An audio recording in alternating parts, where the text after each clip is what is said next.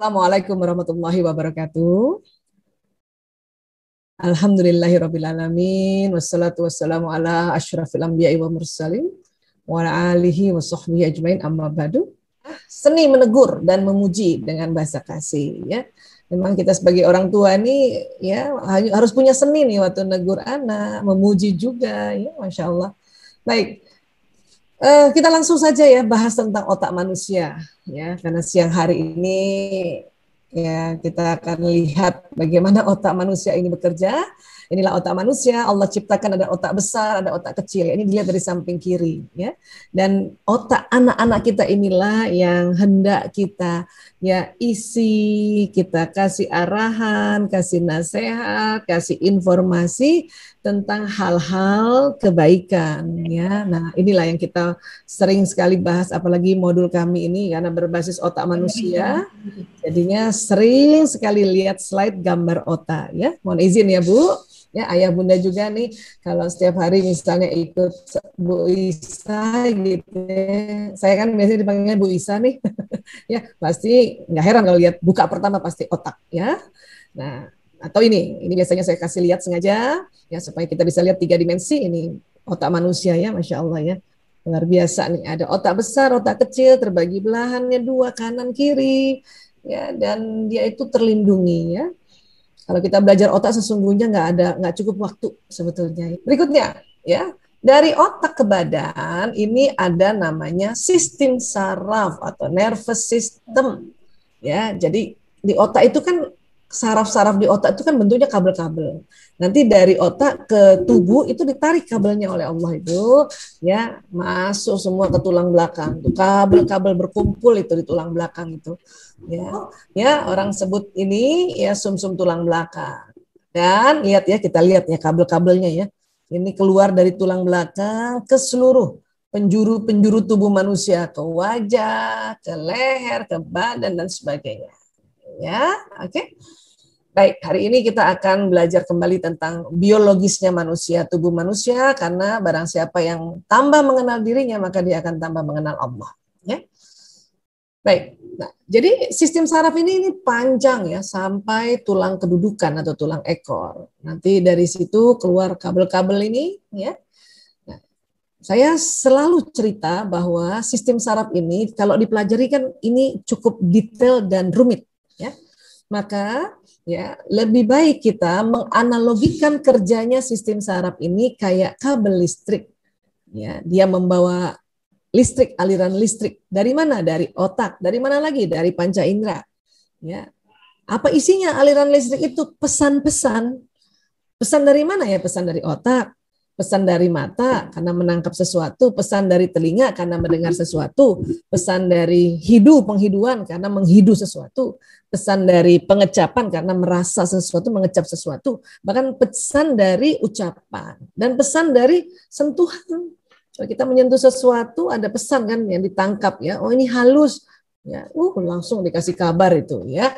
Nah, jadi tubuh mengerti, ya, tubuh mendapat pesan lewat sistem saraf ini. Dan itu cepat banget jalannya ini. Berkali-kali juga saya jelaskan bahwa kecepatannya ini ratusan kilometer per jam. Ya, ini kendaraan apa ya yang segini ya? Mobil nggak segini ya? Mobil 100 kilometer per jam di jalan aja udah goyang-goyang. Apalagi kalau ya mobilnya kalengnya lebih tipis, goyang. Padahal di informasi di sistem saraf itu cepat banget. Ya, cepat.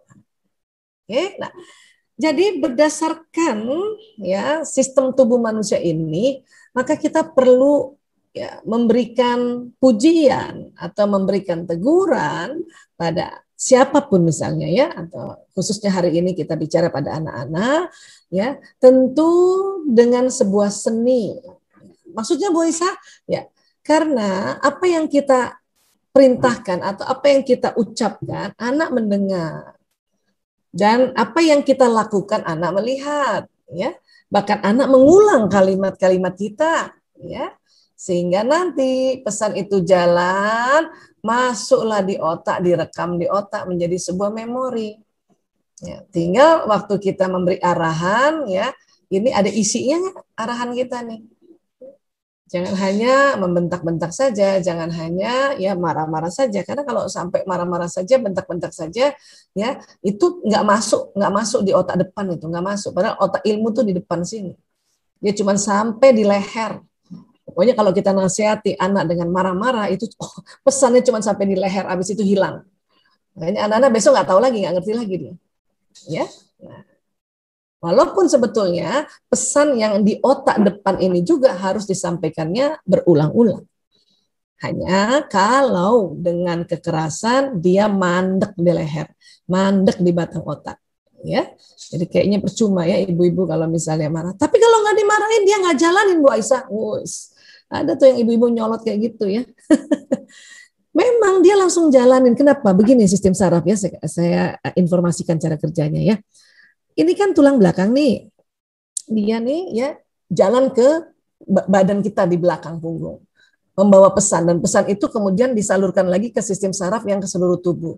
Sehingga nanti membentuk gerakan. Ini anak kan kita kasih tahu kan, kita marahin dikasih tahu ya. Ayo sholat misalnya gitu ya. Udah lohor ini, udah azan. Ya, nah kan gitu ya. Ayo sholat, udah lohor. Karena kasar, dia berhentinya di sini. Memang pesan itu bisa ke bawah ini, ke bawah, ya, ke bawah, membuat perilaku. Akhirnya dia sholat. Tapi apa yang terjadi? Ya, besok lupa lagi, besok lupa lagi, ya, besok dimarahin lagi, jalan lagi, ya, besok lupa lagi, begitu terus. Dan hati-hati, ya. Perintah yang berulang-ulang untuk di batang otak ini juga dia akan terekam ya, naiknya bukan di sini tetapi nanti naik agak ke atas sedikit di daerah emosi, di daerah limbik sistem emosi. Maka dia akan menjadi pengalaman yang membuat luka batinnya. Itulah makanya di usia-usia kecil pengasuhan, anak-anak sering mendapatkan luka pengasuhan. Sering terkenal dengan istilahnya inner child memory, ya. Dan bahayanya memori itu terbawa sampai besar. Dan akhirnya pada saat dia jadi orang tua, dia seperti itu lagi sama anaknya. Ya, jadi siklusnya ini berterusan, tidak bisa kita potong gitu. Ya. Mungkin kita juga dibegitukan sama orang tua kita dulu, cuman kan zaman dulu itu belum banyak sekolah parenting. Ya, dan masih apalagi orang tua kami ya yang di atasnya baby boomer, itu kan masih bernuansa karena masih ada sisa-sisa kolonial. Kolonial kan begitu, main marah-marahin aja, ya itu semua luka. Pahlawan-pahlawan kita itu penuh luka itu waktu masa kecilnya, apalagi yang sebelum-sebelumnya lagi, waduh, ya penuh luka. Ya. Tapi kan kita nggak mau membawa luka itu terus turun lagi ke anak cucu kita, karena bahaya. Maka kita mau cut sampai sini saja. Itulah makanya kenapa kita semangat banget atau mencari terus bagaimana bagaimana parenting itu. Tentu satu kali pertemuan nggak bisa menutupi semua ilmu parenting. Sedikit tinggal kita ya keping-kepingan ilmu pengetahuan ini kita gabung dan akhirnya menjadi sebuah wawasan yang besar, dan itu juga nanti masuk di otak kita. Ya. Jadi sekali lagi ya, marah sama anak, dan karena pernah marah dan dia lakukan, kita selalu mengatakan bahwa habis kalau nggak dimarahin dia nggak ngerjakan. Nah tadi kan saya sudah jelaskan kan bagaimana mekanismenya. Iya dia tetap kerjakan karena ini perintah ini langsung ke sini. Ya, tetapi dia penuh luka dan itu berbahaya. Ya, baik. Memberikan label pada anak akan membentuk citra diri pada anak. Kamu nih pemalas nih, ya pembohong, penakut, pokoknya awalan dah. Dan itu bisa sangat-sangat terkenang oleh anak-anak karena dia masuk di memori pengalaman, bukan memori ilmu pengetahuan ya. Ilmu pengetahuan memorinya di depan kepala, ya di bagian belakang dahi. Tapi dia memori pengalaman, dan akhirnya kadang anak mengucapkan ulang, kamu nih pemalas, dia langsung ngomong, oh saya pemalas ya. Itu kalau ada sambungan di otak itu, sambungan koneksi neuron di otak udah terjadi 2 kali. Besoknya lagi kita katakan dia begitu. Kamu nih memang pemalas ya Bunda, lihat ya. Oh. Dan anak-anak kalau yang ngomong itu bundanya lebih luka. Ya, dan lebih berbahaya. Kenapa? Karena sistem saraf anak sama dengan sistem saraf ibunya. Ya. pantang banget itu ya. Walaupun kita sempat hilaf barangkali karena belum belajar, saya termasuk ya. Nanti terakhir baru ya astagfirullahaladzim. Ya.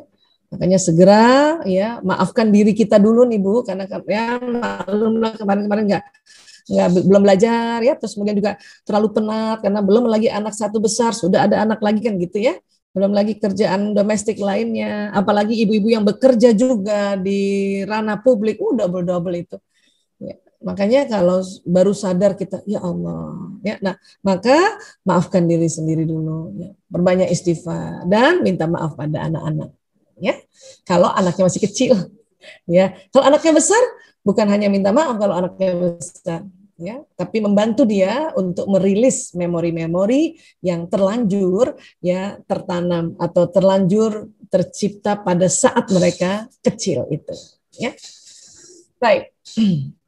Kalau ya ada hal-hal yang negatif, memangnya apa yang terjadi Bu Aisyah? Info yang negatif di telinganya tangkap, matanya juga melihat hal yang negatif. Ibunya melotot kan hal negatif ya, apalagi buat anak kecil. Itu ditangkap dari matanya kan. Ibu nggak ngomong, nggak teriak, tapi matanya tuh, ya mata. Saya tahu tuh ibu-ibu kalau udah capek banget matanya mau keluar, ya gitu ya. Nah dia lihat. Dan pesannya itu masuk lagi di sini, ya, terblokir di batang otak. Dan batang otak itu sebetulnya anak-anak apa yang dia mau bikin? Dia mau seperti reaksi reptil, apa? Fight or flight. Sungguhnya anak-anak yang dikerasin, dia kepengen kayak ular, mematok kita, ya, memfight kita, atau kabur aja. Bodoh amat. Nah, itu namanya respon fight or flight. Kenapa? Karena semua perintah dengan kekasaran itu ya terblokir di daerah batang otak ini. Ya. Cuman mereka untung saja mereka ya masih kecil. Anak-anak kecil nih, anak TK apalagi atau di bawah 5 tahun, lihat orang tua itu kayak lihat raksasa. Makanya ketakutannya double-double. Ya, apalagi pernah diceritakan tentang ya raksasa, cerita Timun Mas, kan banyak banget ya zaman-zaman dulu. Atau mungkin sampai sekarang juga ada cerita-cerita hikayat seperti itu disampaikan pada anak-anak. Anak-anak itu langsung lihat bapak ibunya, raksasa, ya, melotot dia, marah-marah, suruh aku sholat. Memang disuruhnya sholat, tapi karena disampaikannya dengan melotot, marah-marah, maka ya ada memori anak di daerah limbik ya, di daerah emosi ini di sini kurang lebih nih di sini. Dan kadang-kadang kalau penuh di sini udah naik sampai sini. Di sini ya. Ya, itu membuat sebuah luka, memori yang luka, ya. Memang kalau ilmu pengetahuan di mana Bu Aisyah? Ya, bahwa kan kalau orang tua marah, kamu harusnya ngerti bahwa orang tua sayang. Itu ilmu itu di depan sini. Depan sini. Tapi belum sempat ilmunya itu masuk, kita sudah membentuk memori kesedihan. Sehingga anak-anak sudah sedih duluan. Baru diajarin oleh sekolah, kalian harus berbakti pada orang tua, sayangi orang tua. Tapi kalau sebelum dapat informasi sayangi orang tua dan dia sudah terluka, itulah yang dia langsung, apaan sayang, dia aja nggak sayang sama aku. Anak-anak bergedumul seperti itu.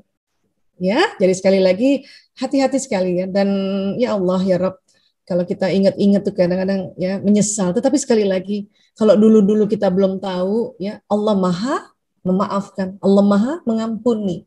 Dan sekarang kalau kita sudah tahu, stop gaya parenting kita. Mari kita belajar parentingnya Rasulullah. Ya, makanya ada terkenal dengan istilah prophetic parenting. Bagaimana Rasulullah? Bagaimana ya Ibu Siti Khadijah radhiyallahu anha terhadap anak-anaknya, itu kita harus tahu dan akhirnya kita harus baca kan, atau baca sirahnya. Sekarang sudah banyak sekali buku-buku atau e-book yang bercerita tentang prophetic parenting, masya Allah. Ya, nah kalau sesuatu yang negatif masuk, baik dengar dan sebagainya, ini kaitannya sama yang gambar ini ya. Nah, ternyata di atas ginjal itu ada namanya kelenjar adrenal, ya, tempat hormon stres. Apa aja sih hormon stres Bu Aisyah? Ini adrenalin, kortisol, norepinefrin. Ya, nah ini. Tapi kenapa ini diciptakan sama Allah? Iya, ini diciptakan ya, dia untuk setiap harinya keluar sedikit-sedikit aja, sedikit-sedikit. Untuk apa? Agar kita waspada. Agar kita waspada. Ya. Kenapa? Karena kondisi di dalam kehidupan itu, apalagi orang tua, ya, itu harus waspada.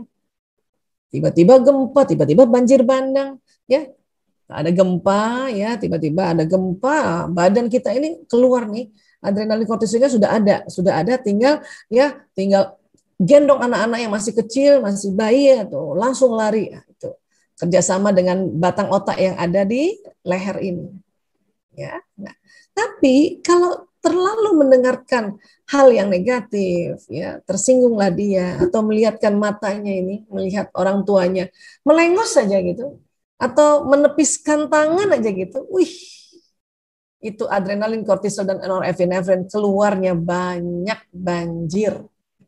Dan itu lagi yang nanti masuk ke pembuluh darah, masuk ke jantung, jantung lagi memompa seluruh tubuh, dan akhirnya memorinya bukan hanya di otak, tetapi di sel-sel badan. Ya. Di memori itu bukan hanya bisa di otak, ya, di sel-sel badan, ya, bahkan di sel-sel jantung, ya, neuron di jantung, di kolbu itu juga bisa terekam memori-memori, baik yang positif maupun yang negatif.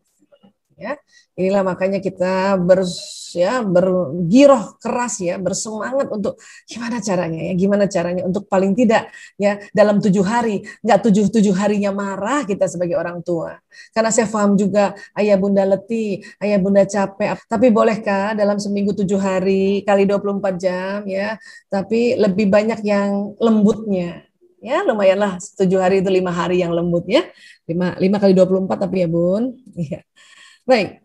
Nah, kemudian di otak juga Allah kasih tempatnya hormon kasih sayang dan cinta, atau orang bilang hormon bahagia dan cinta. Di mana itu? Kelenjar pituitari. Ini dia nih, persis, ya, di dasarnya otak. Kalau tadi hormon stres ada di atas pinggang, ya, atau di anak ginjal. Ini di bawah dasarnya otak. Kalau mau tahu nih Bunda, ya, supaya juga siang-siang enak nih.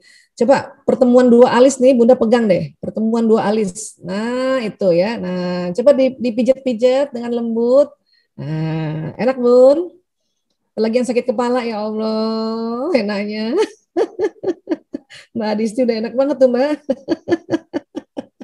Ya, bahkan ada ibu-ibu sakit kepala, dia ambil uang logam, dia kerok sininya nih. Iya. Buat apa sih itu Bu Aisyah? Ini dia posisinya ini kalau dibor ke dalam, ya, itu kena kelenjar pituitari dan dia menstimulasi hormon itu gitu. Karena di antara hormon kasih sayang dan cinta ini ada hormon penghilang rasa sakit. Ya, nah gitu ya. Oke. Nah, Bunda, siapa yang pernah dapat ajaran dari nenek moyang kita kalau anaknya hiccups atau cigukan, ambil benang dari popoknya, taruh di pertemuan 2 alisnya. Ada? Bu Yonita dapat nggak ajaran itu? Saya masih dapat loh. Dapat juga? Wush, Masya Allah, ya. Itu sebetulnya adalah untuk menstimulasi hormon ini. Ya, hormon-hormon yang ada di kelenjar pituitari sehingga, ya, tegangan di diafragma yang tadinya tegang itu akhirnya rileks, ya.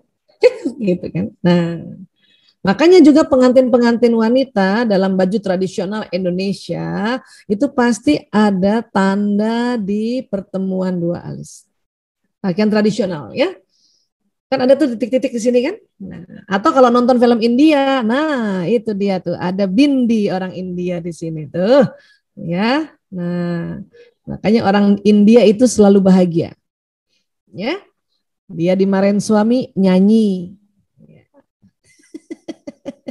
ditilang polisi nyanyi gitu. Dia selalu bahagia. Kenapa? Karena ada bindi di situ, ya. Ibu-ibu India tuh bahagia banget. Anaknya bandel, nyanyi aja langsung tuh ibu-ibu India, ya, sambil gerak-gerak. Karena itu yang ngeluarin. Ya, nah, saya bilang begitu supaya setiap ada film India ibu-ibu lihat lagi. Oh iya, itu dia bindi, tempatnya kelenjar pituitari. Nah, begitulah cara belajar, ya, supaya kita ingat. Nah, inilah 4 serangkai hormon bahagia cinta tadi. Dopamin, oksitosin, endorfin, dan serotonin. Ya. Ini endorfin ini yang hormon penghilang rasa sakit ini. Ya. Nah, kalau hormon kasih sayang ini dopamin. Ya, hormon cinta oksitosin. Cinta banget ini oksitosin. Walaupun kadang-kadang sakit tapi tetap cinta, ini oksitosin. Ya, dan oksitosin keluar pada saat kita mau melahirkan. Ingat Bunda? Kalau itu sudah mulai pembukaan, nah sudah mulai keram-keram itu perut, itu oksitosin yang keluar. Ya, antara sakit tapi rindu untuk si bayi keluar. Nah, itu si oksitosin itu. Ya.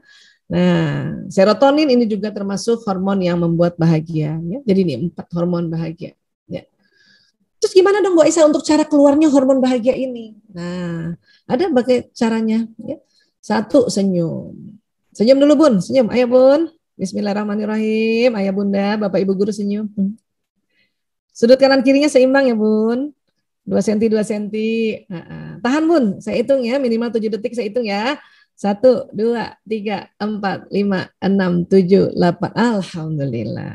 Keluar tuh hormon dopamin, asik ya. Kok harus seimbang sih Bu Aisyah? Iya. Karena si kelenjar pituitari di tengah otak itu dia persis ya, ada kanannya dan ada kirinya. Jadi kalau Bunda senyumnya cuma separuh doang, kanan doang yang diangkat. Gitu kayak saya gitu, kelihatan nggak muka saya gitu? Gitu ya. Nah, maka yang kelenjar pituitari itu cuma sebelah doang yang keluar ya. Sayang makanya ya, manyun, apalagi manyun. Sudut bibir ke bawah.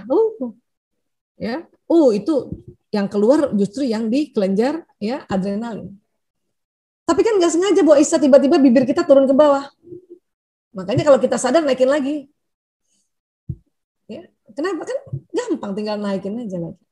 Bunda lagi nyetrika nih, ya. Kalau Bunda nyetrika sambil senyum, itu insya Allah setrikaannya cepat, banyak rapinya, dan bahagia. Coba nyetrika baju sambil manyun. Aneh-aneh udah mikirnya tuh. Nanti lihat ada warna merah di kantong suami, padahal itu spidol. Aneh-aneh lagi kita menghayalnya. Ya, itu kalau sambil manyun.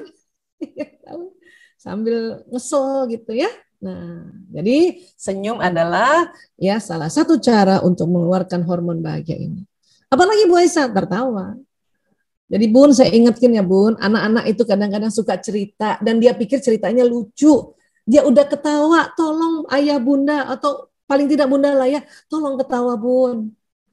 Bunda, ya Allah teman aku lucu banget. Terus kita ketawa dulu. Oh gitu ya nak, kenapa lucunya gitu. Karena banyak ibu-ibu anaknya ketawa dia bilang, apa lucunya sih? Iya. Itu bikin luka anak-anak itu. Ya, udah ketawa aja supaya dia tetap tertawa. Karena tertawa akan mengeluarkan hormon ini bahkan lebih banyak lagi dibanding senyum. Ya, oke. Apalagi bergerak. Bunda siapa yang anaknya ada yang di umur di bawah 5 tahun dan dia ya bergerak aja terus, lari sana, lari sini. Ya, bisa duduk sebentar paling berapa menit lari sana. Memang anak-anak begitu. Ya, dan dengan dia bergerak itu dia mengeluarkan hormon bahagia. Ya. Dan sekarang tambah lagi peciciran anak-anak. Kenapa? Karena ruang geraknya ya agak terbatas. Biasanya dia lari-lari keluar rumah gitu sama temannya ya. Nah, sekarang terbatas. Ya. Mau jalan-jalan juga terbatas. Biasanya masuk sekolah ya, sekolah di ASA ya, lari-lari di lapangan basketnya kah atau lapangan bolanya ini terbatas semua. Maka tambah lagi tuh gerakannya. Jadi Bunda kalau anak-anak bergerak langsung pikir yang baik-baik aja dulu. Oh, dia sedang menstimulasi hormon bahagia. Ya Allah, dia menstimulasi hormon bahagia ya. Tinggal Bunda ingatkan ya, kalau perlu ujung-ujung meja yang lancip-lancip, kalau ini anak-anak masih kecil itu diapain ke dikasih kasa ke, kasih kapas, kasih kasa ujung-ujungnya karena itu yang berbahaya soalnya. Ya, benda-benda tajam singkirkan. Ya. Jelek Bu Isa, meja saya jadinya ujungnya jelek. Bun, sekarang lagi nggak ada tamu, Bun, biarin aja. Daripada nanti luka anak-anak, ya makanya atau singkirkan biar dia lebih lapang. Kalau masih punya anak kecil, ya apalagi anak itu senang bergerak, baik laki-laki maupun perempuan. Ya. Kemudian dibelai, makanya anak-anak ini kasihan banget kalau jarang dibelai. Ya. Semua anak suka dibelai. Ada anak yang suka sekali dibelai. Nanti kita lihat bagaimana ciri-cirinya. Ya, tapi semua orang senang senyum, dikasih senyum. Semua orang senang kalau dia lagi cerita tertawa. Semua orang senang bergerak. Semua orang juga senang dibelai. Tapi nanti ada lagi yang lebih sering lagi tersenyum, lebih sering lagi senangnya tertawa, lebih sering lagi dengan bergerak, lebih sering lagi dengan dibelai. Jadi ada nanti dominan-dominannya. Ya. Terus apa lagi? Dipuji. Semua orang memang senang dipuji. Tapi ada anak yang sangat senang dipuji. Ya, nah ini harus kita lihat nanti ya. Apalagi hadiah, semua orang senang hadiah. Tapi ada anak yang memang senang sekali hadiah. ya. Bahkan dia yang ngasih hadiah orang tuanya. Bahkan dia yang kasih hadiah bapak ibu gurunya. Makanya kita perlu dengan jeli melihat, ya. Dengan seperti ini maka dia mengeluarkan hormon bahagia dan cinta, ya. Kemudian kenapa sih orang beda-beda, Bu Aisyah?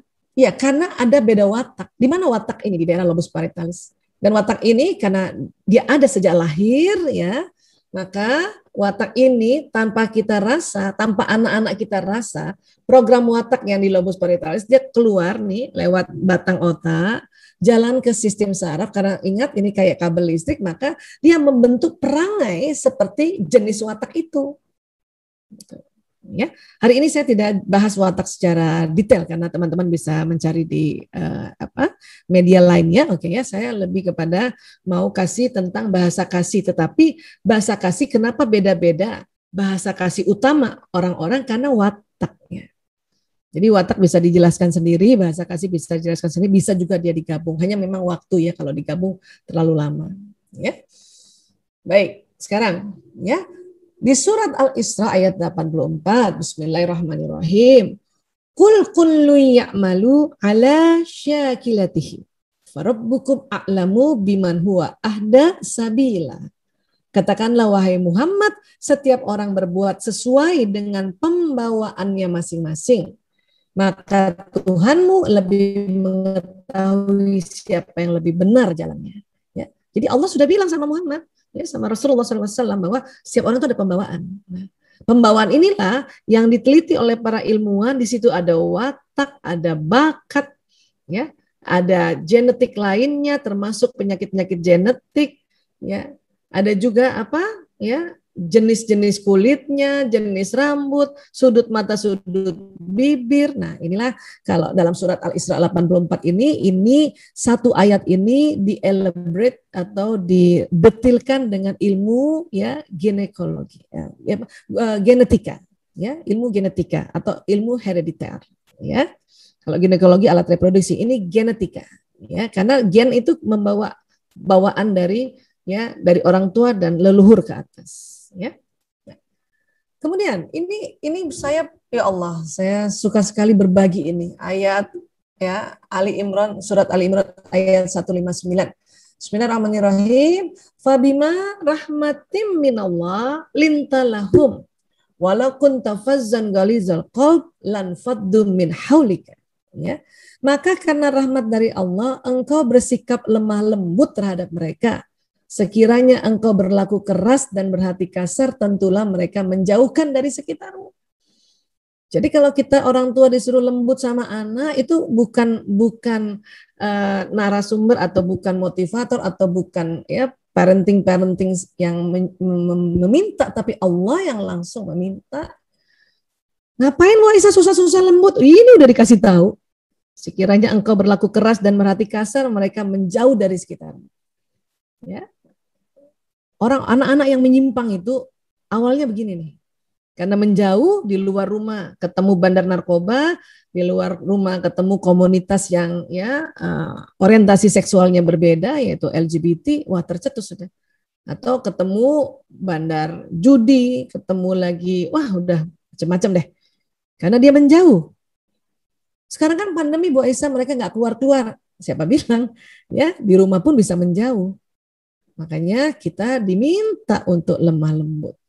Dan ingat, lemah lembut itu rahmat dari Allah, bukan bawaan lahir orang tua terhadap anak kandungnya. Orang tua terhadap anak kandung tuh maunya cemberut aja. Ya. Tapi kalau sama anak orang lain aja, dia bisa lebih manis gitu. Ya. Saya aja kalau misalnya ada ponakan datang, bisa langsung senyum tuh. Nah, coba anak-anak datang yang anak-anak yang lain tuh nggak bisa langsung senyum. Ya. Makanya kalau ada orang tua bisa lembut sama anak, maka rahmat Allah turun di situ.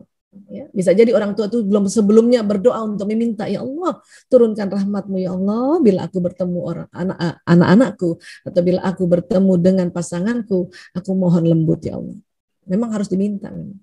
Ya, dan satu lagi ini ya harus wanti-wanti nih, udah diingetin oleh Allah nih. Ya. Kemudian ya banyak ibu-ibu begini. Bu Aisyah saya sudah lembut, tapi tuh anak masih aja membantah, masih aja. Ya. Ini loh diajarin oleh Allah. Fa'fu anhum wastaghfir lahum. Ya, dan maafkanlah mereka dan mohonkan ampun bagi mereka. Ya, baru tuh wasyawirhum fil amri, dan bermusyawarah dengan mereka dalam suatu urusan. Jadi Bunda kalau mau musyawarah ada 3 langkah nih. Bikin dulu sikap lemah lembut, maafkan dulu tuh anak, dan mohonkan ampun. Itu latihan. Latihan. Ini jangan hanya sebagai informasi saja ayat ini dipakai. Ya, misalnya kita mau nasihati anak, ya walaupun bukan nasihatan besar ya, barangkali untuk mengingatkan dia untuk udah waktunya sholat kan, dan dia masih pegang gadget, langsung pakai ini. Ya Allah, astagfirullahaladzim, ya Allah saya mohon lemah lembut ya Allah saya maafkan anakku, ya Allah, sebut nama anaknya ya, Fulan bin Fulan, ya Allah masih pegang gadget ya, padahal sudah azan, ya Allah ampuni dia ya Allah. Baru datangi nak, sholat yuk, gitu. Jadi Bunda belum datang ya, Allah sudah datang bersama ya para malaikat itu. Sudah diutus para malaikat oleh Allah untuk datang ke anak itu. Ya, kasih rahmat ya. Baru tuh. Ini latihan ya Bun. Setiap mau musyawarah sama anak, apapun, musyawarah berat, musyawarah kecil, atau mau menasehati, atau mau menegur, atau pokoknya 3 langkah ini. Oke? Ya. Kemudian apa lagi ya? Fa'idha azamta fatawakkal Allah, innallah yuhibbul mutawakkilin. Kemudian apabila engkau telah membulatkan tekad, maka bertawakallah pada Allah. Sungguh Allah mencintai orang bertawakal. Jadi waktu musyawarah, ya, Bunda kan ada keputusan-keputusan tuh, ya. Bulatkan tekad itu. Ayo nak, yuk sholat yuk. Sudah azan ya, yuk. Taruh dulu. Bentar Bun. Ayo nak. Bentar Bun. Ayo nak. Itu namanya bulatkan tekad. Dan tawakal sama Allah. Ya, hasilnya Allah.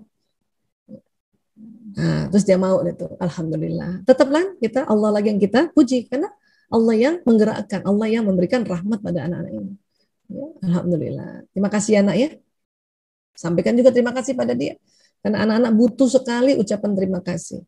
Ya. Nah, ini berulang kali setiap ada seminar parenting saya pasti kasih. Dan teman-teman yang sudah berkali-kali harus ngelotok ini. Kalau perlu hafal ini Ali Imran 159. Dan ini bisa untuk suami atau bisa untuk pasangan hidup, bisa untuk tim kerja, bisa untuk siapa saja sebetulnya.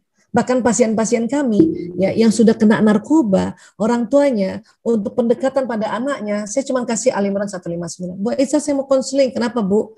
Saya susah ngajak anak saya bawa rehab. Ibu baca ya Ali Imran 159. Resapi dan pakai cara itu. Insya Allah anak mau dibawa berobat. Udah, kasih tahu gitu aja. Ya, karena bukan apa-apa, lebih power Allah yang bicara daripada cuman Aisyah Dahlan. Ya, oke. Nah, sip kalau gitu. Udah hafal ini ya. Nah sekarang, bahasa kasih sayang atau orang bilang bahasa cinta. Apa maksudnya tuh Bu Aisyah? Cara yang digunakan seseorang untuk mengungkapkan rasa kasih sayang dan rasa cinta di dalam dirinya kepada orang lain. Ternyata beda-beda. Ya, karena beda-beda ya. Karena memang setiap manusia ini punya bahasa yang beda-beda. Ya. Nah, dan ingat satu lagi ada namanya otak reptil nih, batang otak nih yang tadi saya bilang nih. Pada saat kita menyuruh atau menasihati anak dengan keras, kasar, atau meminta anak dengan kasar, ini yang kaku ini. Otak reptil kaku dan dia maunya fight or flight aja. Memang dia kerjakan karena ini ujungnya otak reptil ini langsung ke sumsum tulang yang membawa pesan ke seluruh tubuh sehingga tubuh bergerak gitu. Tapi ini bisa kaku banget, dan kalau sering-sering dia kaku, mulailah yang mulai kaku lah dari otak ini otak emosi di kepala sini.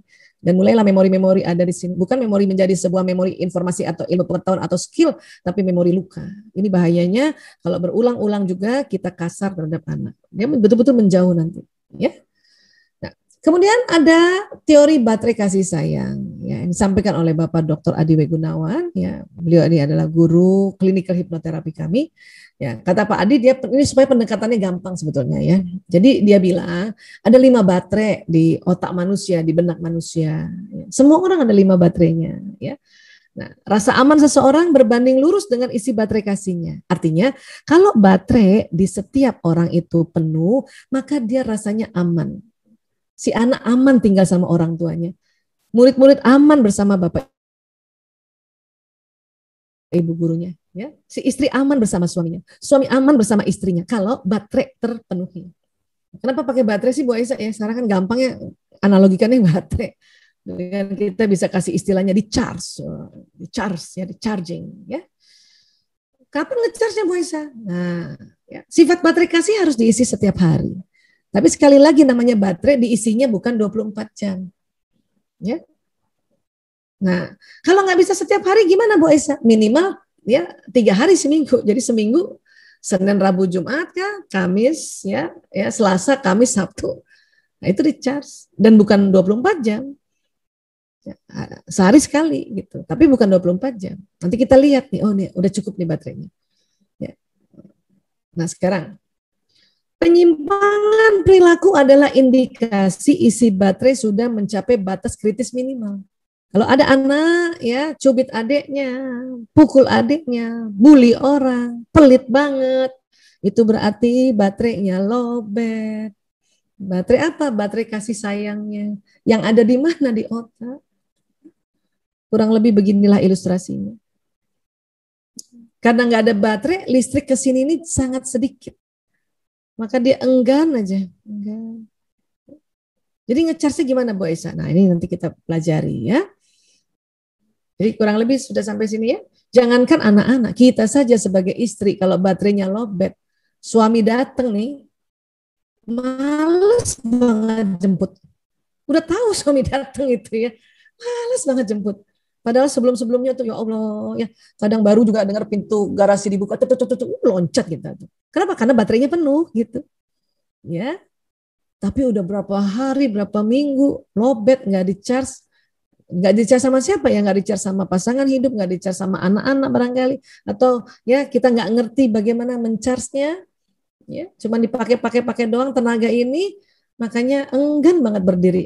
Padahal tahu itu suaminya datang. Itu berarti baterai kasihnya sedang low bat.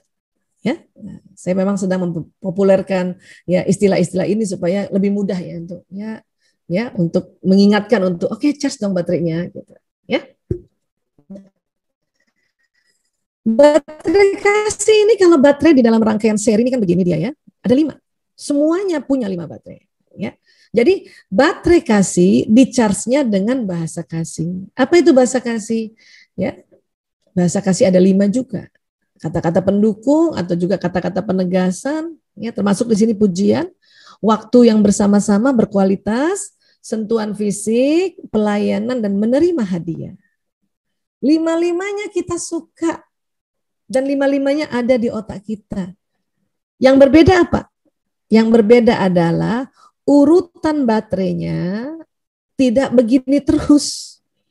Bisa jadi kalau ini kan kita tulis di atas berarti kan ini yang kata-kata pendukung ya. Ini yang waktu bersama, ini yang sentuhan fisik misalnya gitu ya. Nah, tidak semua orang begini urutannya. Ada yang urutan pertama sentuhan fisik. Ada urutan pertama pelayanan, ada urutan pertama menerima hadiah. Nah, itulah yang membuat ya cara penyampaian kasih sayangnya beda-beda. Suami istri aja beda. Anak-anak beda. Anak sama ibu bisa beda. Walaupun kabel sarafnya sama dengan kita, tapi baterai urutan awal atau baterai primernya, primer yang pertama maksudnya ya, baterai utamanya beda urutannya. Bahkan urutan baterai berikutnya juga sering beda. Ya. Kenapa sih beda Bu Aisyah? Karena watak yang beda-beda. Namun kalau masih punya anak baru lahir, sampai rentang usia 4 tahun penuh, ya, maka ayah bunda itu paling idealnya ayah bunda. Atau kalau ayah nggak sempat ya sudahlah bunda lah kalau gitu. Karena harus bunda itu yang nggak boleh kosong. Ya, charge baterainya 5-5-nya. Kalau punya anak masih kecil, masih 4 bulan barangkali, bunda harus puji dia, kasih waktu bersama, kasih sentuhan fisik, layani dia, mandikan sendiri, suapkan sendiri, dan kasih hadiah. Hadiah bukan melulu yang harus dibeli. Bunda bikin bubur susu, waktu bunda bikin bubur susu, anak kan lihat tuh anak bayi. Dia udah mau melihat, oh bundaku pelayanan, maka baterai pelayanannya ke-charge. Ya. Terus bunda waktu sudah selesai buburnya, terus bilang sama bayinya, Ya, Dede, ini hadiah buat Dede, bubur susu rasa apel dari Morinaga, gitu. Ya, maka itu namanya mengecas menerima hadiah, baterai hadiah. Ya, terus kita nih yang pangku dia, peluk dia, mau kasih makan kan, sentuhan fisik. Tentu kasih makan kan nggak cuma 5 menit ya, paling nggak 10-15 menit, itu namanya memberikan waktu yang bersama. Waktu kita suapkan juga itu pelayanan. Ya, setelah suap dia telan, enak deh, masya Allah, pintarnya anak bunda, kata-kata pendukung. Ini harus nih. Saya dulu karena ilmu ini baru 5 tahun terakhir ya tersosialisasi, yang saya suka kurang tiap hari pada anak-anak usia-usia sebelum sampai 4 tahun tuh ini nih. Karena saya pikir hadiah masa setiap hari sih kasih. Dulu belum ngerti, memang belum ada ilmu ini gitu. Karena saya pikir yang namanya hadiah pasti beli gitu. Paling dikasih pas naikkan kelas setiap semester sama apa? Sama ulang tahun ya milad ya. Nah, padahal tiap hari sampai usia 4 tahun loh. Ya. Waduh, nggak ngerti tuh waktu itu. Ya. Tapi ya mudah-mudahan insya Allah ya, karena kita nggak tahu 4 saja baterai itu sudah terpenuhi daripada sama sekali enggak kan. Nah, walaupun ibu-ibunya bekerja juga ya, berkiprah di dunia luar gitu ya, itu malamnya harus ini baterainya. Ya, kalau pagi sampai sorenya barangkali omanya yang jaga Ananda ini karena masih kecil, atau khadimat kita atau asisten atau susternya. Tapi malamnya Bunda sudah selesai, sudah sampai rumah, Bunda mandi karena pandemi harus mandi dulu ya baru gendong anak ya. Lakukan ini. Capek nggak capek, mau nggak mau harus, daripada nanti besar masalah. Ya, nah ini. Oke. Karena saya lihat anak-anak masalah hampir setiap hari. 22 tahun lagi. Ya sekarang aja agak-agak mending, bukan saya langsung. Udah saya sudah dibantu sama anak-anak kami yang dokter, adik-adik juga yang konselor. Kalau dulu sejak tahun 98 setiap hari lihat anak masalah. Itu karena orang tuanya keras dan kasar. Ya. Nah itu. Ya, makanya. Oke. Nah. Terus kalau sudah 5 tahun ke atas Bu Aisyah, 5-5-nya juga ya? Betul 5-5-nya juga, tapi tidak bersamaan dalam satu hari. Ya. Yang perlu setiap hari itu adalah baterai paling depan. Makanya ada istilahnya baterai primer, baterai utama. Dari 5 anak ini yang mana baterai pertamanya? Anak pertama kita, anak kedua, anak ketiga, anak itu harus jeli. Ya, harus jeli. Kalau anaknya 1 gampang ya, dengan jeli bisa lihat. Anak 2 masih, mulai 3 ke atas. Saya juga anaknya 5, itu mulai harus seksama tuh. Ya, yang mana nih baterai pertamanya ya, gitu. Ya, Bunda Yonita berapa putra-putri? Saya lagi cari temen nih ya. Ada berapa? 2. Ada berapa, Bu? 2. Oh, maaf itu mic-nya host di Ya. diikat. Nah, itu oke. Iya, 2 baru ya. 2 Ibu. Oke, alhamdulillah ya. Enak kalau segitu ya kita bisa lihat. Kalau mulai anak banyak memang perlu dengan jeli lagi. Tapi enak banget kalau udah tahu ya. Dan tentu waktu mau mengamatinya harus tahu dasarnya dulu. Lah ini dasarnya. Ya. Oke, sekarang jadi perhatikan dengan jeli. Mana nih anak kita? Dari 5 ini mana baterai dia yang pertama? Bagus lagi tahu baterai keduanya. Ya. Nah, sekarang kita lihat. Kata-kata pendukung itu isinya pujian, dukungan, keberpihakan. Ya, kita lihat dulu ya. Kebiasaannya apa sih kata-kata pendukung? Biasanya anak-anak yang baterai pertamanya kata-kata pendukung ya, dia senang muji. Dia yang muji duluan orang tuanya. Bunda cantik banget. Walaupun anak laki. Ya. Bunda cantik, ayah ganteng. Bunda, aku hebat nggak Bunda? Bunda, aku pintar nggak Bunda? Nah, kalau punya anak kayak gitu hampir setiap hari, berarti baterai pertamanya dia adalah kata-kata pendukung. Maka dia butuh didukung ya setiap hari, sehari sekali. Iya nak, Masya Allah, terima kasih ya sayang ya, Alhamdulillah kamu juga ganteng. Bunda, aku ganteng. Iya nak. Tapi banyak orang tua, Bunda, aku hebat nggak? Apaan sih? Apaan sih? Itu yang paling dia suka anak-anak itu. Dan itu terluka dia. Dan anak yang kata-kata pendukung itu, dia mudah sekali mengucapkan terima kasih. Walaupun bukan dari orang tuanya yang memberikan ya, misalnya budenya datang atau teman ibunya ngasih sesuatu, dia terima kasih tante. Itu berarti dia baterai pertamanya kata-kata pendukung. Kadang ada anak yang bilang terima kasihnya harus dipaksa mulu sama orang tuanya. Ayo nak bilang terima kasih. Ayo nak. Nah, itu bukan baterainya, bukan kata-kata pendukung itu. Ya, ini harus tahu nih. Ya, kenapa? Karena kadang-kadang kita suka marahin sama anak-anak yang nggak mau bilang terima kasih. Ya, tolong. Ya, itu hindari untuk memarahinya, Bun. Kenapa? Itu baterainya memang bukan kata-kata pendukung, bukan pujian dan bukan mengucapkan terima kasih dengan cepat. Ya. Nah, apa yang terjadi sih pada anak-anak ya? Kalau yang nah ini. Jadi baterai pertama dia kata-kata pendukung. Bunda tiap hari yang Bunda tuh harus ya dipuji dia. Minimal sehari sekali. Yang lainnya nggak di-charge Bu Aisyah. Di-charge juga, tapi bukan yang setiap hari. Karena satu hari saja Bunda charge, Bunda puji dia, maka itu otomatis baterai lain bisa terpenuhi. Ya. Anak itu nggak dipeluk Bu Aisyah. Bisa asal ya nggak setiap hari, dia mungkin 2 hari sekali karena dia mungkin urutannya di urutan kedua atau 3 hari sekali. Berarti anak itu nggak suka hadiah. Bukan nggak suka hadiah, suka hadiah. Cuman bukan yang setiap hari karena hadiahnya di belakang.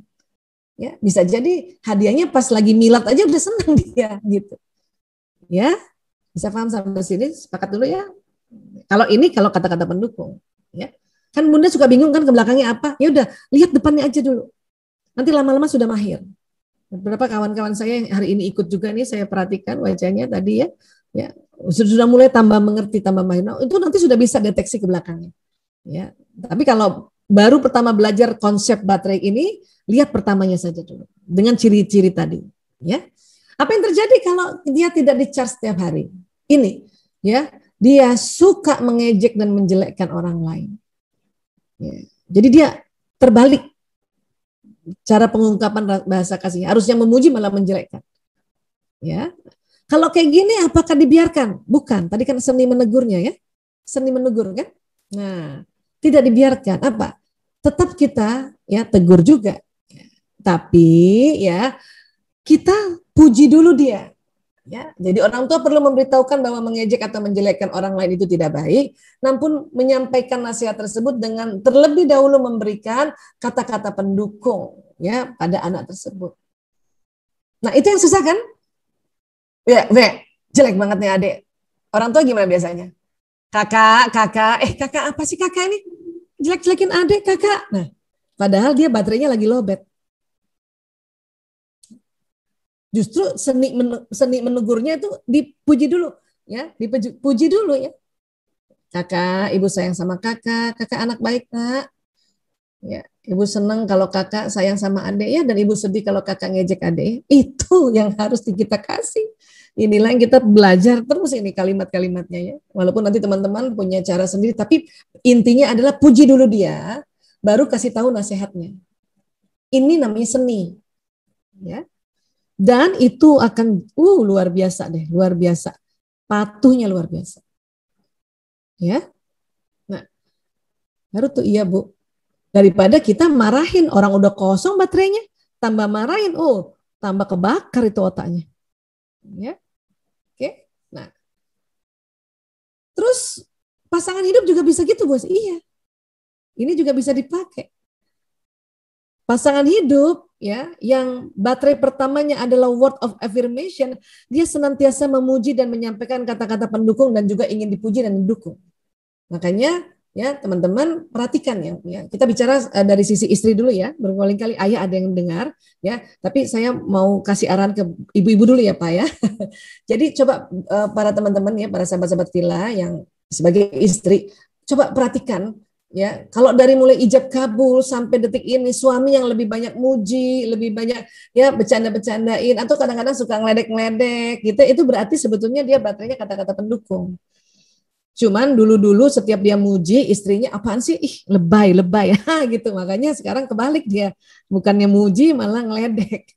Ya, berarti kalau dipuji oleh suami yang memang dia baterainya kata-kata pendukung, langsung puji lagi balik.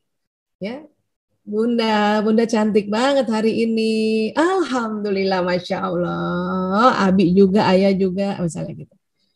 Bukan pansi, lebay, pansi apa sih? Apa gitu ya. Nah, oke. Sekarang sentuhan fisik. Ya, apapun yang menunjukkan rasa kasihnya dengan sentuhan. Ya, nanti kita lihat kebiasaannya, contoh dan bahasa kasih terbalik dan cara menasihatinya ya. Jadi anak-anak yang baterai pertamanya sentuhan fisik itu dia senang meluk, senang mencium, colek orang tuanya, kakak atau adiknya atau keluarga lain. Datang budenya dia langsung peluk, langsung salaman. Ya, nah ya itu baterai pertamanya bisa jadi sentuhan fisik. Oke? Jadi kita harus langsung peluk juga di minimal sehari sekali. Sampai kapan Bu Aisyah? Sampai gede. Orang dari 5 tahun ini. Ya, anak saya yang nomor 4 itu, baterai pertamanya sentuhan fisik, udah kelas 12, pasti peluk. Kalau izin sebelum pandemi ya, izin sekolah aja, kalau kakak-kakaknya cuma salaman aja, dia pasti peluk. Ya. Dan kalau ketemu saya 1 hari pasti ada dia peluk. Atau misalnya saya lagi duduk kerja di depan laptop, dia datang dari kamarnya langsung peluk. Karena dia sentuhan fisik. Kita pun harus langsung peluk. Pantang kita tepis tangannya. Hei, gerak. Nah, ibu-ibu kan suka begitu tuh. Itu bahaya tuh, bisa luka anak-anak kayak gitu. Ya, jadi kasih dia. Paling nggak sehari itu sudah sentuhan fisik. Bukan juga 24 jam, sehari itu sudah nggak kasih. Ya. Nah, ya bisa dipeluk, dicolek, dirangkul, diusap apa. Atau kalau sudah agak besar, kadang-kadang ditepuk-tepuk oleh ya gurunya gini ya. Tapi sekarang kan susah ya, sekarang nggak bisa nih kita. Ya, harus dilarang menyentuh. Ya, kecuali yang dalam rumah, makanya ibu nih harus tahu nih kalau anaknya yang baterainya sentuhan fisik itu harus kasih itu. Ya, karena guru-guru udah nggak bisa lagi, orang cuma virtual. Ya. Nah, apa yang terjadi kalau dia kurang baterainya? Suka cubit, suka gigit, suka mukul. Ya. Kalau ada anak kakak cubit adiknya, dan cubitnya bukan cubit gemes ya, bukan gitu itu, sampai atau dia gigit, oh berarti baterai sentuhan fisik dia lobet. Ya. Nah, kalau sudah kayak gini bukan lagi dimarahin, sering negurnya bukan dimarahin. Kakak, kenapa sih ada digigit? Kok dipukul? Oh, tambah besok, tambah lagi. Nggak ada ibunya sikat. Jadi dibiarkan, bukan. Ditegur dengan seni. Seni apa ya? Seni bahasa kasih. Ya. Jika anak suka memukul adik atau temannya, katakanlah bahwa Anda tidak suka jika ia memukul temannya atau adiknya. Katakan hal tersebut sambil merangkul atau mengusap-usap kepalanya. Ya, ini kebutuhan psikologisnya terpenuhi. Kakak, sini Kak. Apalagi kalau anak laki sama bapak ya, sini nak, sini. Peluk aja dulu, peluk. Waktu peluk bisa sambil kita bilang sedih. Ya, saya, ibu sedih kamu pukul adik, tapi kita peluk deh ya. Ya. Untuk apa? Charge dulu baterainya. Supaya kalau nanti ada nasihat, dia mau ikutin. Ya, itu. Jadi charge dulu baterainya. Peluk. Oke. Dan ada pasangan hidup juga sentuhan fisik. Ciri khasnya apa? Senang memberikan sentuhan fisik, menggandeng, memeluk, membelai, mencium pasangannya, dan ingin juga selalu mendapatkan sentuhan fisik dari pasangannya. Ada yang suami kayak gini, ada yang istri kayak gini. Tapi kadang-kadang suami istri belum tentu dua-duanya baterainya sama. Ya, bahkan bertolak belakang. Ya, oke. Okay? Nah, kemudian waktu berkualitas bersama. Apa sih? Senang ditemani untuk mengerjakan sesuatu. Bunda, main yuk. Bunda, bacain. Bunda aja yang bacain. Aku sama bunda aja. Nah, itu ciri-cirinya tuh waktu usia 4-5 tahun. Ya. Nah, jadi anak yang seperti ini nih suka mendampingi orang tuanya dalam melakukan sesuatu ya. Misal kadang-kadang orang tuanya lagi bebenah, atau dia duduk. Lagi nonton, dia duduk di samping. Dan nggak ngomong loh. Nggak ngomong. Atau ngajak-ngajak main, ya, ngajak-ngajak main. Nah ini berarti dia waktu berkualitas. Dan kalau waktu berkualitasnya kita charge, maka baterai lain akan terpenuhi dan dia akan senang. Bunda yang kalau udah tahu anaknya waktu berkualitas dan masih kecil, ya lebih baik temenin main dulu deh Bun, 15 menit setengah jam, baru Bunda mengerjakan pekerjaan yang lain. Dia baterainya penuhin dulu. Nggak akan merongrong lagi. Ya, nah karena banyak sekali ibu-ibu, entar dulu nah ibu masak, udah selesai masak Bun, ayo Bun udah selesai masak, entar dulu nah ibu harus nyetrika. Oh, itu anak akan punya memori, oh orang tua saya berbohong. Ya, ini lagi berat lagi nih kalau dia udah label kita berbohong. Astagfirullahaladzim. Ya, Apa yang terjadi? Senang menyendiri. Kunci kamar. Jadi kalau ada kasus anak kunci kamar nggak mau ketemu orang tuanya, itu berarti baterai waktu berkualitasnya sudah habis tuh, udah lowbat habis. Baru tuh orang tua, yuk jalan yuk nak, udah nggak mau. Ayo sama bunda yuk jalan-jalan, udah nggak mau. Kenapa? Udah lowbat.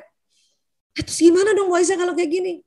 Ya, kalau kayak gini maka ya duduk di sampingnya anak. Jangan bergerak, duduk. Liatin, nggak usah nanya-nanya, liatin. Sampai berapa menit? Minimal 15 menit. Sampai anak ini nanya, Bunda ngapain samping aku? Nemenin kakak, nemenin abang, nemenin adek.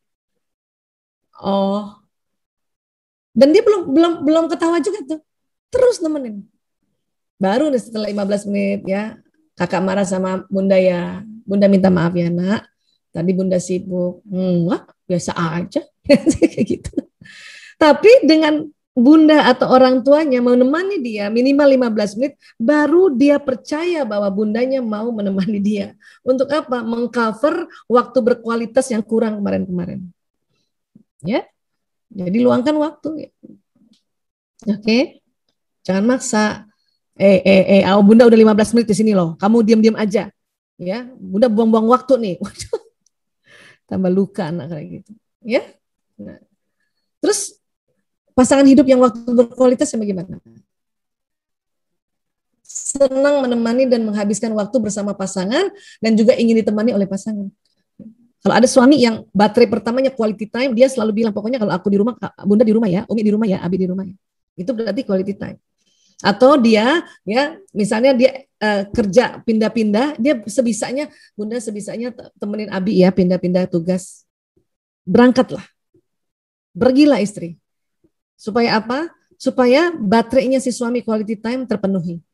Walaupun ada kerjaan kita di rumah dan sudah settle kerjaan kita di Jakarta misalnya, kecuali suami yang bilang, Bun, sebetulnya aku kepengen banget ya kamu ikut, tapi kayaknya, nah kalau ada kayak gitu tuh masih dia berharap sebetulnya kita ya, oke, aku ikut, pekerjaan gampang, Insya Allah, apalagi sekarang pandemi, udah bisa pakai online semuanya, wis mantap, ya, gitu dong, oke.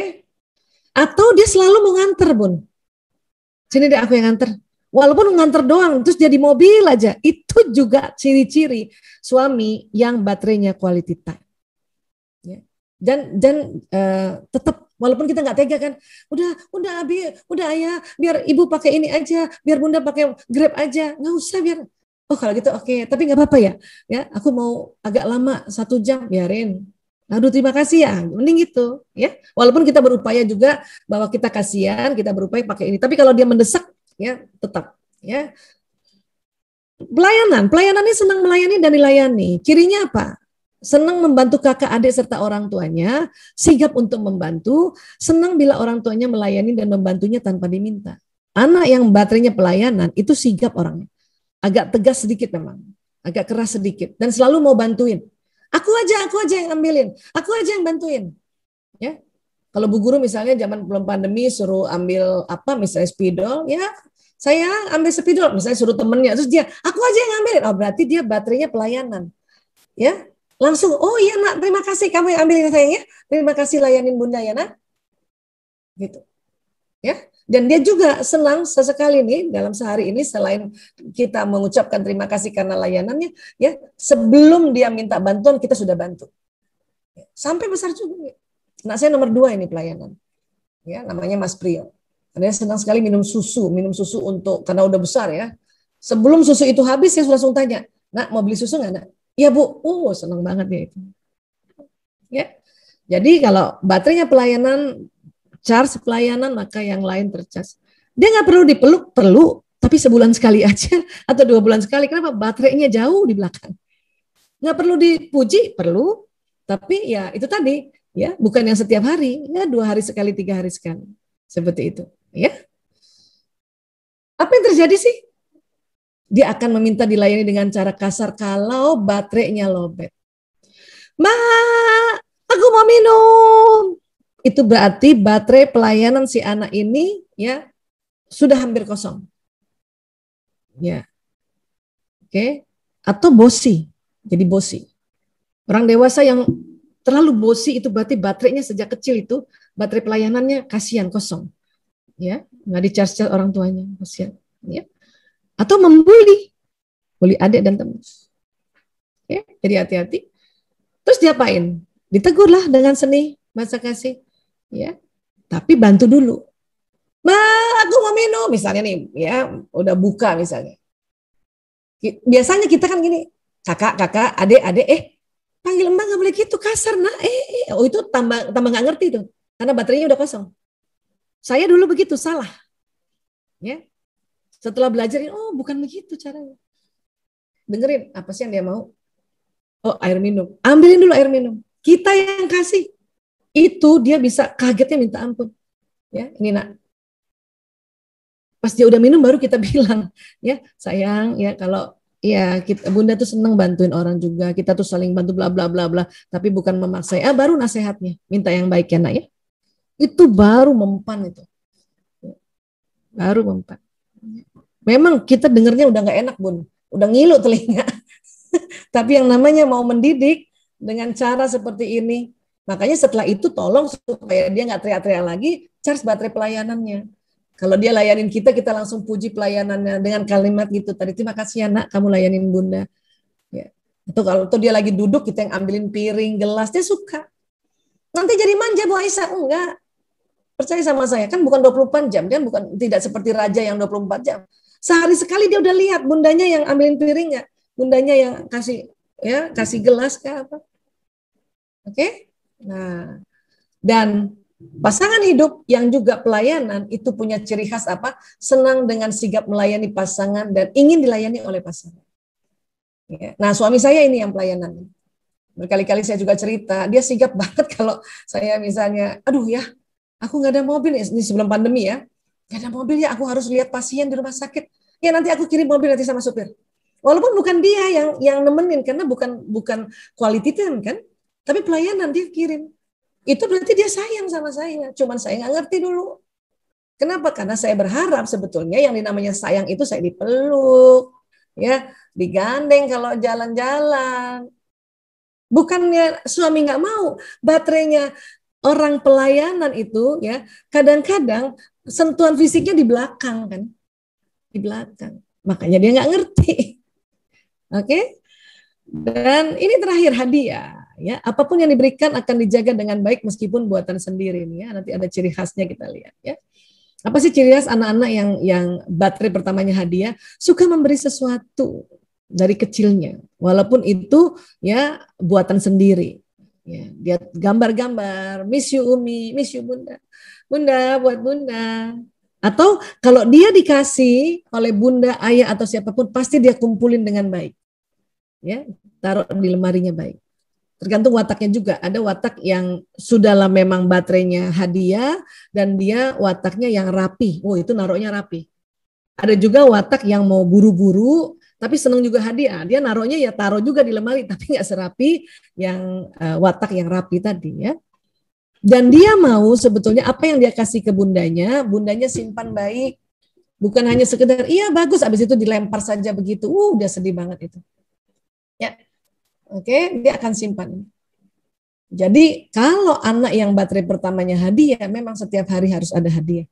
Walaupun bukan beli, kita bikin puding kah, hadiah buat adik. Pokoknya harus ada kalimat itu dalam sehari 1 kali. Atau coklat-coklat kecil, ya kakak hadiah.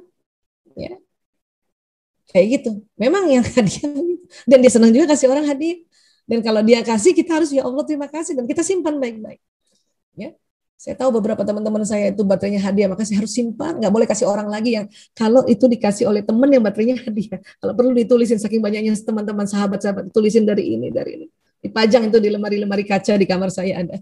Ya, Masya Allah. Nah, apa yang terjadi kalau baterainya kosong? Anaknya pelit banget, nggak suka berbagi. Kalau ada orang dewasa juga pelit banget, gak suka berbagi, itu berarti baterai hadiahnya kosong itu sejak kecil, kasihan ya.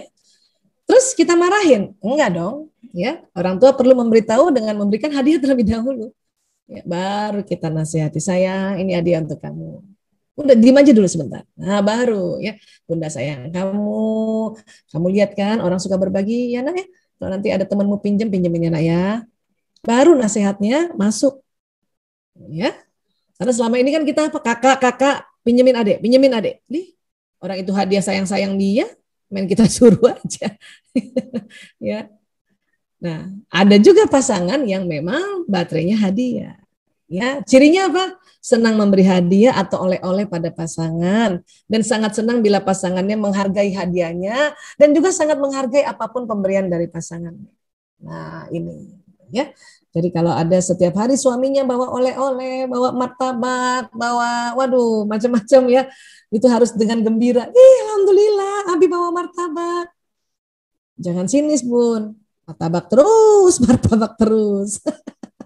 Masya Allah. Bun, punya suami yang setiap hari bawain martabak jarang-jarang tuh.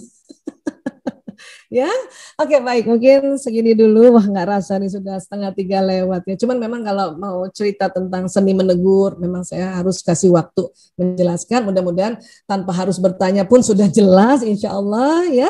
Dan terima kasih banyak. Maaf lahir batin. Wabillahi taufiq wal hidayah. Wallahu a'lam bishawab.